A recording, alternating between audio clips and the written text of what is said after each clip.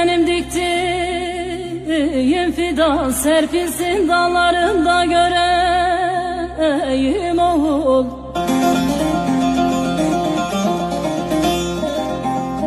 Bölüp verdim ekmeğimden suyumdan, seni kollarımda sarayım oğul, oğul. Seni kollarımda sarayım oğul, oğul.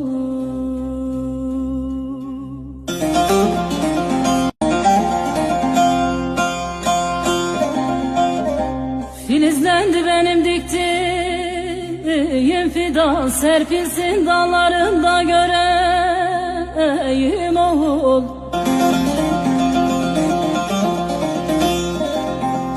Bölüp verdim ekmeğimden suyumdan, seni kollarımda sarayım